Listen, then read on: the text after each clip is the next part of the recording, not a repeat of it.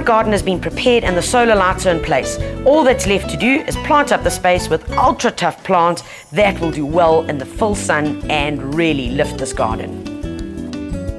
Right, my first baby is going in, putting in some superphosphate in the bottom of the hole. Remember, you can use superphosphate or bone meal, it does exactly the same thing.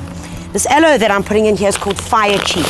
It's one of the new hybrid aloes, and I have to tell you, seriously, it's like the best new cell phones that are coming out. That's what's happening in the world of aloes. Fire Chief gets to about 1 meter in height maximum, but it has the most spectacular candelabra of bright, bright red flowers from May right on through till July. Meter by meter, good for a small to medium garden. And man, the sunbirds are just going to love this.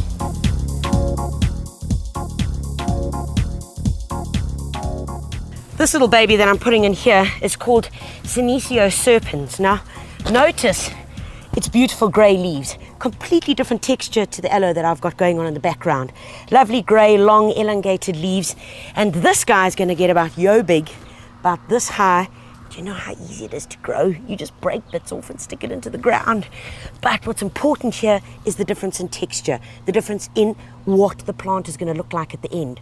I've got these long strap-like leaves against the round balls of our solar panels.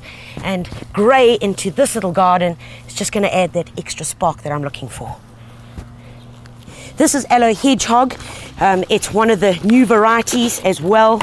And this little guy, as Hedgehog is, you think of something cute, something that you can possibly stroke one way but not the other. It's exactly the same in this plant. Doesn't get much bigger than this, forms a beautiful clump of about 30 centimeters maximum in height as well as in width. And during the winter months, it sends up at least, and I'm not exaggerating here, 12 to 15 spikes per plant, about this tall, of these wonderful heads of orange, flaming. But when I say 15 to 17 or 18, I really do mean that. It is a brilliant plant. So find one and put it in your garden.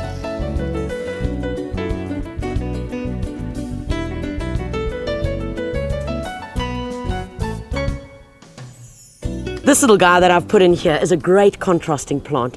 Remember, we've put in a lot of greens, a lot of the aloes for the structure, the other sedums, which are going to give us the height and the grey, and then we want the contrast. And this little golden sedum is going to do just the job. Nice and low growing, only 20 centimeters in height, but spreading, kind of sprawls, just like a little octopus. If it starts getting out of control and out of hand, starts growing a bit onto your lawn, all you do is break a bit off and stick it in the ground somewhere else, and I guarantee you it'll grow.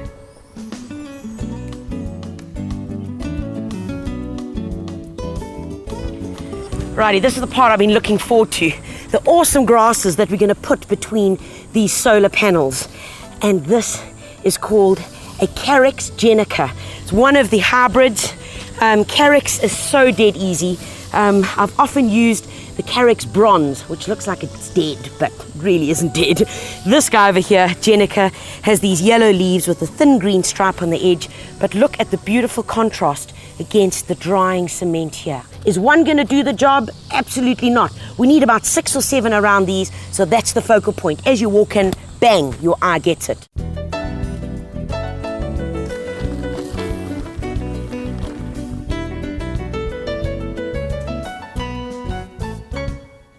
My final plant that I'm putting in are these little guys over here.